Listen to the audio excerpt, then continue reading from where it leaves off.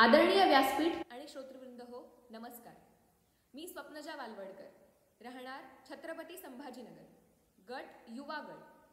विषय सादर करतेय सावरकर एक वैश्विक नेता.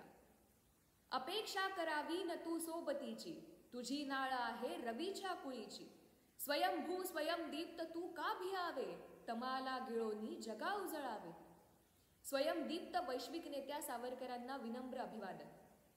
मित्र हो, वैश्विक नेता तोच जो अखिल मानव जातीच्या विकासाचा विचार करतो, उच्च ध्येय ठेवून समाजाला प्रेरित करतो, आपल्या प्रतिभा दूरदृष्टीनं वैश्विक मूल्यांची मांडणी करून त्यांचं अनुसरणही करतो. शतगुणी सावरकरांमध्ये वैश्विक नेत्याचे अनेक गुण दिसतात. श्री स्वतंत्रते तुझ सकल चराचर शरण. या चराचरात व्यापून राहिलेल्या स्वातंत्र्याच्या वैश्विक मूल्यासाठी स्वतःसोबत अख्ख्या कुटुंबाला पणाला लावणारे सावरकर.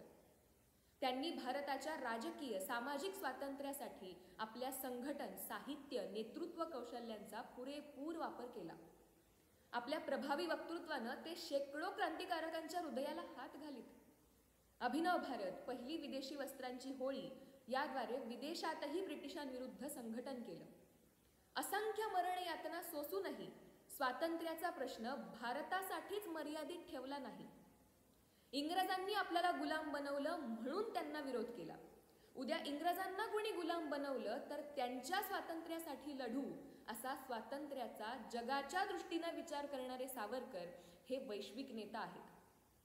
याच स्वातंत्र्याच्या प्रसारासाठी त्यांनी इतिहासाची मदत घेतली.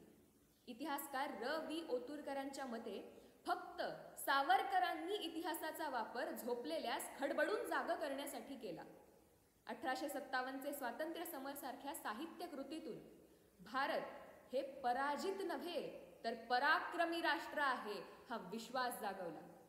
छत्रपती शिवराय, स्पेन्सर, मॅझिनी, कुराण, बायबल या सगळ्यांच्या अभ्यासातून जे चांगलं आणि देशाची प्रगती साधण्यासाठी योग्य ते स्वीकारायला सांगितलं.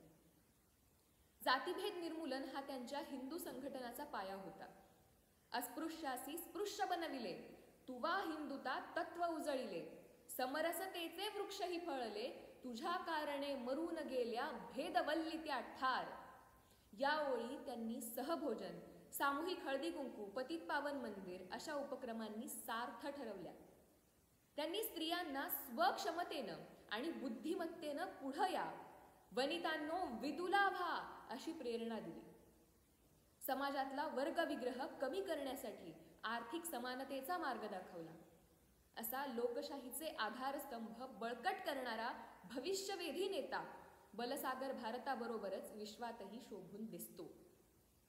पितृभू पुण्यभूश्चैव सवै हिंदुरते स्मृतः.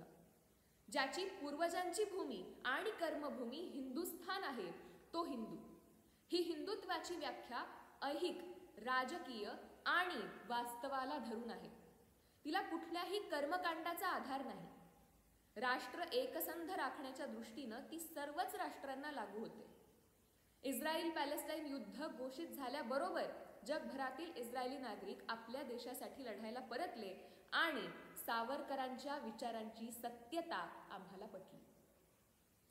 धार्मिकतेच्या दृष्टीनं सुद्धा सावरकरांचा हिंदू धर्म विज्ञानवादी आहे. ते म्हणतात, सुज्ञाने सुविचारे स्थित्यनुसारे स्वधर्म सुधरावा. गायीसारख्या पशुला देवत्व देता आणि माणसाला पशु होऊनही हीन समजण्याची बुद्धिहत्या करता असा सवाल करतात. सप्तबंदीच्या बेड्या मोडायला सांगतात. केवळ हिंदूच नव्हे तर मुस्लिम, ख्रिश्चन, पारसी, ज्यू असे सर्व धर्मीय लोक जेव्हा संकुचित कुंपणं तोडतील, विज्ञान वेडे होतील, एकाच मानव धर्मात येतील, तेव्हा तीच हिंदू धर्माची परिसीमा असेल. असे समाजाला बरेचदा न पटणारे पण समाज हितैषी विचार मांडणारे निर्भीड, तर्कनिष्ठ सावरकर वैश्विक नेत्यांच्या रांगेत सहजी जाऊन बसतात. यंत्रबळामुळे अजिंक्य झालेल्या युरोपचा दाखला देऊन यंत्रे तितकी दैवते या प्रेरणेनं आपणही सामर्थ्यवान व्हावं असं त्यांना वाटे.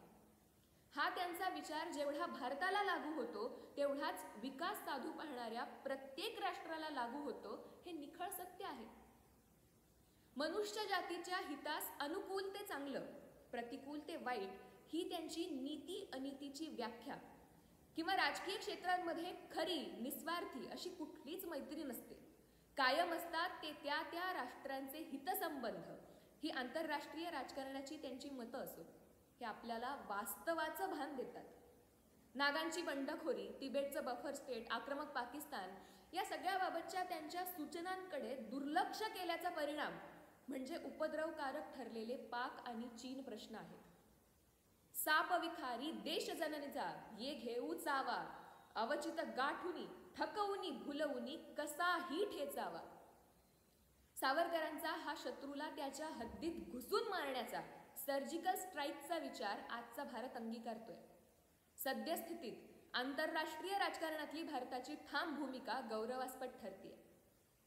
सेनेची तिन्ही दलं अप टू डेट अण्वस्त्र सज्ज करावी, युवकांना सैनिकी प्रशिक्षण द्यावं याची उपयोगिता सावरकरांनी पटवून दिली होती. आजची अग्निवीर योजना हा त्याचाच तर परिपाक आहे.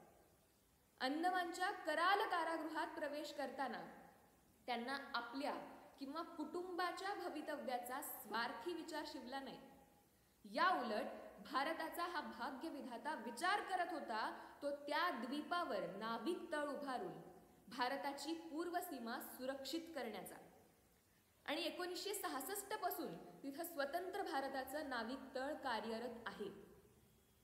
जर्मन तत्ववेत्ता शोपेनहॉवर म्हणतो, प्रत्येक सत्य 3 टप्प्यातून जातं. त्याचा उपहास केला जातो, ते हिंसकपणे उघडकीस आणलं जातं आणि ते स्वयंसिद्ध म्हणून स्वीकारलं जातं. सावरकरांचे विचार आज स्वयंसिद्ध होत आहेत. भारताला कारण बनवत अखिल विश्वाचा विचार करणाऱ्या, अखिल विश्वासाठी पसायदान मागणाऱ्या संत ज्ञानेश्वरांचा हात धरून विश्वाच्या अंतर्हित मीन मावळे म्हणत वैश्विक नेतेपदापर्यंत पोहोचणाऱ्या स्वातंत्र्यवीर विनायक दामोदर सावरकरांना शतशः नमन करते आणि थांबते. धन्यवाद.